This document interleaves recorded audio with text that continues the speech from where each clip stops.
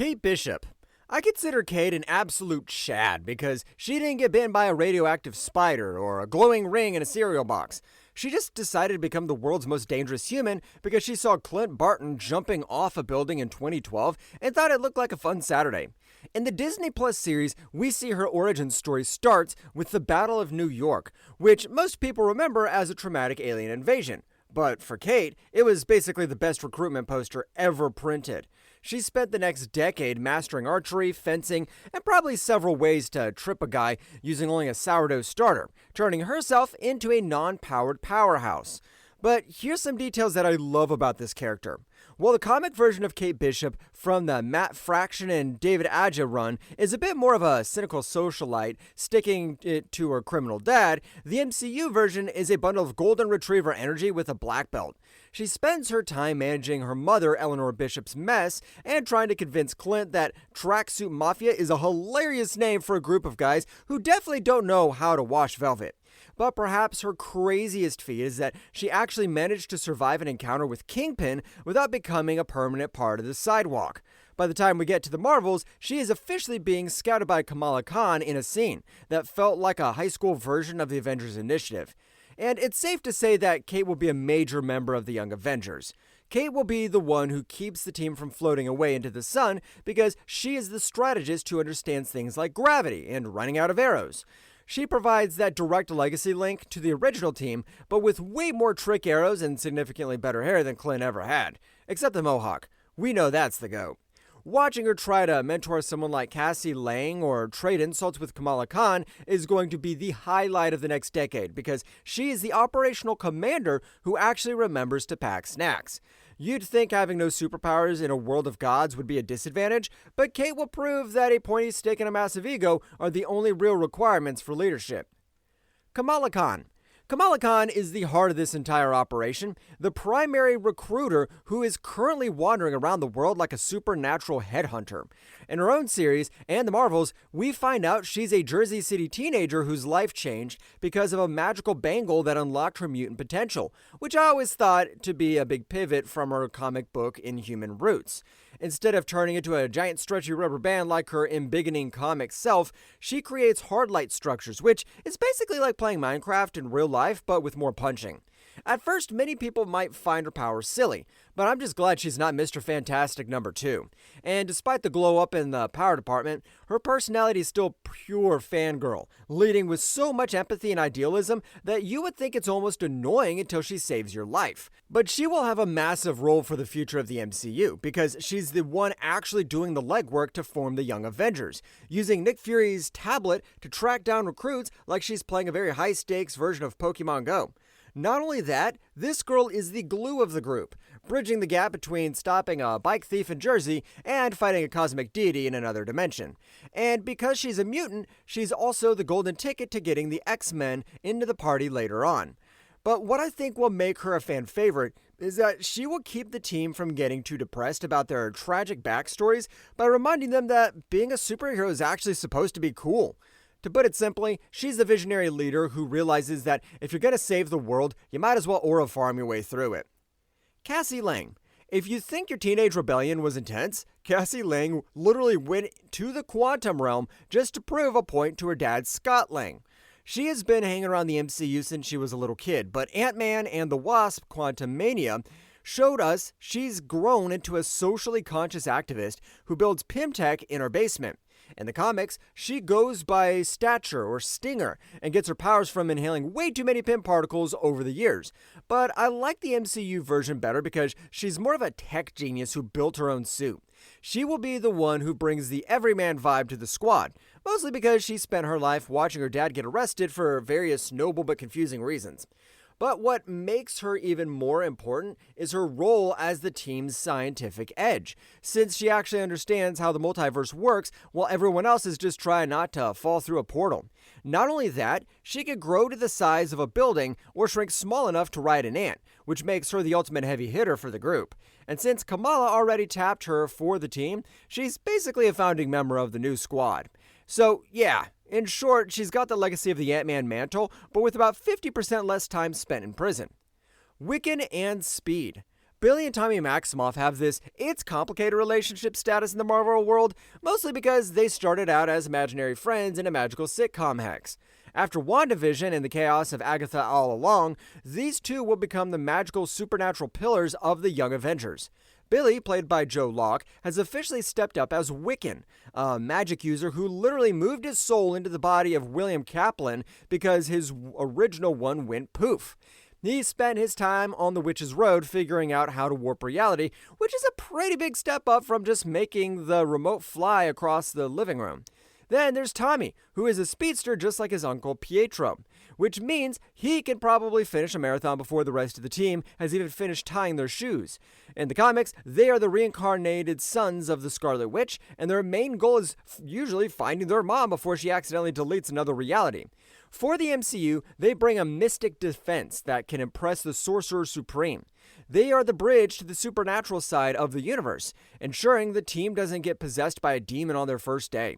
Their journey to find Wanda is going to be a huge emotional anchor for the team, especially when they start hanging out with Vision and Vision Quest. I would say the Young Avengers roster will be absolutely stacked because having a reality warper and a speedster on the same team is basically a cheat code for winning any fight. It's a good thing they're on our side because explaining their birth certificate to the DMV would be a literal nightmare. Riri Williams. Imagine being so smart, you make everyone else feel like they're still struggling with Lego sets while you build a vibranium jetpack in your dorm room. We first met her in Black Panther Wakanda Forever as an MIT student who built a suit out of scraps that actually worked, unlike most of your DIY home projects. But the real deal came in her solo series, where she deals with the weird overlap of high-tech gear and dark magic, which is a great way to prepare for a team that might include a kid who can rewrite the universe, whom we'll talk about in a minute. Unlike the comics, where she's a direct protege of an AI Tony Stark, the MCU Riri is a fiercely independent creator who has strong ties to Wakanda and Shuri. That's why she will be the primary technologist for the Young Avengers, providing the aerial support and engineering brilliance that the team desperately needs. What's mind-blowing to me, though, is that she is doing all of this while being a young black woman in STEM, navigating global politics and Chicago streets at the same time. Her engineering skills are so unparalleled that she can decode multiversal technology faster than you can reset your Wi-Fi router. She brings a level of grit and independence to the group that keeps them focused on the mission. Her tech savviness is the only reason the team won't get hacked by a disgruntled teenager with a laptop. I guess when your internship involves saving Wakanda, a group project with a bunch of super teens is actually a step down in stress. America Chavez. America Chavez is basically the team's personal Uber driver, except her car is a star-shaped hole in the fabric of reality. Introduced in Doctor Strange in the Multiverse of Madness, she started as a scared kid running from demons, but ended up as a student at Kamar Taj.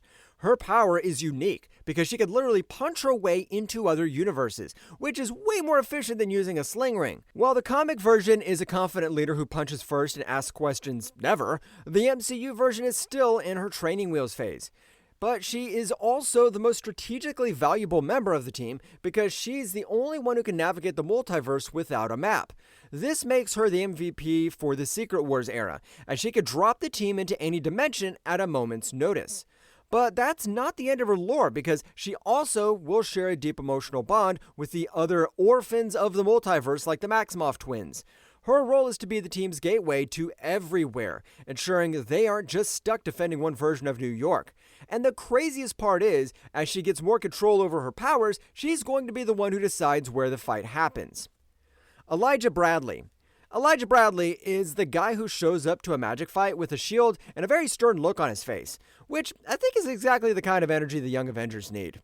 We saw him briefly in The Falcon and the Winter Soldier as the grandson of Isaac Bradley, the super soldier the government tried to delete from history. While he hasn't put on the Patriot costume yet, the MCU has spent a lot of time showing us the systemic issues and the legacy he's inherited. In the comics, he leads the team with a tactical discipline that would make Steve Rogers proud. That's why he will be the one who provides the moral conscience and the soldier's perspective for a group of kids who are mostly just winging it with magic and lasers.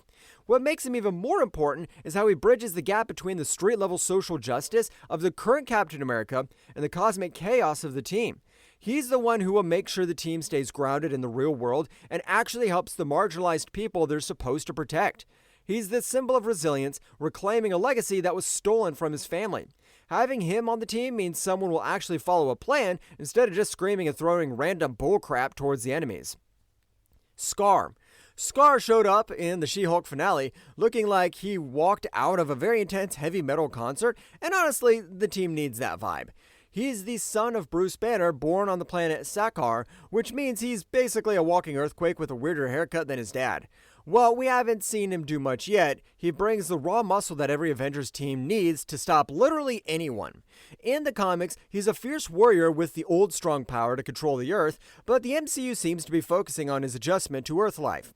On top of that, his Skaarian heritage links the team back to the cosmic gladiator scene, which is way cooler than just being from Ohio. But his journey is all about finding an identity that isn't just Hulk's kid with a weird hair. If I have to make a weird description about him, he's the insurance policy for when the team's fancy gadgets and magic spells inevitably fail. It's going to be interesting to see him try to play nice with others when his natural instinct is probably just to throw a boulder at the problem. Toussaint. Toussaint is the secret prince of Wakanda who is currently living in Haiti, which is the ultimate low-profile move for the heir to the most advanced nation on Earth. Revealed at the end of Wakanda Forever, he is the son of T'Challa and Nakia, and he's being raised to be humble while knowing he's a literal royalty. Even though he's still a kid, the MCU has a habit of aging people up through multiversal shenanigans or just very long time jumps, so there's a high chance this guy will become an integral part of the Young Avengers. That's also because he represents the future of the Black Panther mantle and the nobility that comes with it. His significance to the Young Avengers is more about what he stands for: international cooperation and access to the best technology money can't buy. Even if he's not on the front lines yet, he's the bridge to Wakanda's resources and vibranium. What I like the most about him is that he is a unique creation for the movies to honor the legacy of Chadwick Boseman, and his presence adds a layer of wisdom to the team. He's the heir to a throne, which probably makes him the only person on the team who actually knows which fork to use at a fancy dinner. It's going to be a heavy burden to follow in his father's footsteps, but at least he's got a cool secret identity to start with. Let's hope he doesn't inherit the family habit of dying and coming back to life every few years. Love. As a literal child of eternity who was raised by a space Viking, Love has a resume that no one on this list can even touch. Resurrected at the end of Thor: Love and Thunder, she has cosmic abilities that basically make her a god among superheroes. She's an original character for the MCU, but she carries the weight of the universe's most powerful entities in her tiny hands. She will provide the Young Avengers with an Omega-level power set, which is a fancy way of saying she could probably delete a planet if she has a temper tantrum. To make it crazier, she's being mentored by Thor, so her tactical training involves swinging Stormbreaker and probably chugging bottles of beer. I hope she doesn't do that, though. She represents the wonder of the MCU, a hero born from the literal fabric of existence, and that comes with a role to protect the team from threats like Celestials or other cosmic horrors that Kate Bishop's arrows can't handle. She's the ultimate guardian, even if she still needs a babysitter every now and then. Having a cosmic deity on the team is great until you realize she might accidentally turn the villain into a pile of glitter instead of arresting them. At least the team will never have to worry about running out of batteries with her around. Franklin Richards. Any other guy on this list has nothing on Franklin because he's the kid who plays with galaxies like they're marbles. He's the son of Reed Richards and Sue Storm, and while the Fantastic Four are just arriving, his potential is a looming shadow of godlike power. In the comics, he's an Omega-level mutant who could create an entire pocket universes in his bedroom when he's bored. For the MCU, he will be the bridge between the scientific exploration of his parents and the superhero action of the Young Avengers. His significance lies in his reality-altering abilities, which, I kid you not, might be the only thing that can fix the multiverse after Secret Wars finishes breaking it. That's why I'm calling him the ultimate wild card. A child with the power of a god who needs people like Kamala and Kate to make sure he doesn't accidentally unmake reality because he doesn't get his favorite snacks. What's crazier, his presence moves the team into a whole different league of cosmic importance. He's basically the team's secret weapon, assuming they can keep him focused for more than 10 minutes. But despite all those godly powers, life is never easy for Franklin because it's a lot of pressure to be the most powerful being in existence before you even hit puberty. Lila Barton. You remember Clint's kids in Endgames? Well, out of those three, Lila is the most talented. While Kate Bishop has the Hawkeye title, Lila represents the personal legacy of the Barton family. She's been shown as a supportive and skilled archer who has a deep understanding of the family business. That's why I'm theorizing that her role in the Young Avengers might be more grounded, perhaps taking on a tactical or espionage role like Mockingbird. For that reason, she will provide a humanizing element to the team, reminding them of the normal lives they're trying to protect. But perhaps the most interesting part is the potential dynamic between her and Kate, the mentor's daughter versus the mentor's student. She ensures the Barton legacy is doubled, giving the team 2 master archers for the price of 1. Not to mention, she's the only one who knows exactly how to handle Clint when he's being grumpy, which is a skill the team will definitely need. Having her around keeps the team focused on the people they're actually fighting for. It's a good thing she's handy with a bow, because being the only person in the group of mutants and gods is a dangerous job. Kid Loki. Kid Loki is the guy who killed his brother Thor in his own timeline and then became the king of a trash heap at the end of time, which might have already made him one of the strongest Lokis in the multiverse. Introduced in the Loki series, he's a variant who is much older and more cynical than he looks. In the comics, he's a fan-favorite member of the team who constantly struggles with whether he's a good person or just a very talented liar. But in the MCU, he will bring a level of magical expertise and multiversal knowledge that the Young Avengers desperately need to survive. On top of that, he's got a morally ambiguous edge that helps the team outsmart villains who are way more powerful than them, because he's the guy who knows how to cheat when the rules are rigged against you. If that's not already OP, his survival skills from the Void make him a valuable asset for any multiversal mission. Also, I think he adds a bit of necessary chaos to the group, keeping everyone, including us, on our toes. It's always good to have a god of mischief on your side, as long as you don't turn your back on him for more than 5 seconds. X-23. Sometimes what you need to survive is someone dependable with built-in kitchen knives. After her appearance on Logan and her jump into the MCU in Deadpool and Wolverine, Laura Kinney is officially the first major mutant youth in the sacred timeline. She'll bring a lethal berserker edge to the Young Avengers that balances out the more cheerful members. But I'm calling her the Enforcer, the one who's willing to do the messy work while everyone else is talking about feelings. On top of that, she provides the direct connection to the X-Men, making the team feel like a true cross-section of the Marvel world. Her shared trauma with other loners on the team will lead to some deep character development, or at least a lot of intense staring. Also, having someone who can heal from a gunshot in seconds is a pretty great safety net for the group. Just make sure she doesn't accidentally scratch the furniture when she gets excited. Nova.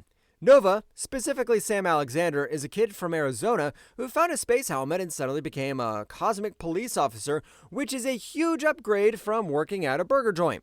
The MCU has been teasing Nova since Xandar got wrecked, and Sam is the perfect rookie to join the new generation. In the comics, he's best friends with Kamala Khan, so the chemistry is already there, and I'm all here for it. He will contribute to the team with an aerial ace and a spacefaring hero who can handle off-world threats. But his true arsenal is his connection to the world mind, which gives the team a massive database of cosmic secrets. He's the bridge between teenage problems like math tests and galactic problems like exploding stars. As a member of the Young Avengers, he ensures the team can defend the Earth from every possible angle. Having a human rocket on the squad is great for quick exits and even quicker entries. One thing I can say though, prepare for some buckethead jokes that's gonna flood the internet. Well, that's it for this one. If you liked the video, hit that like button, subscribe for more, and ring the bell so you never miss a drop. Craving more stories from comics, movies, and beyond? Check out this video right here. Cheers and see you in the next one.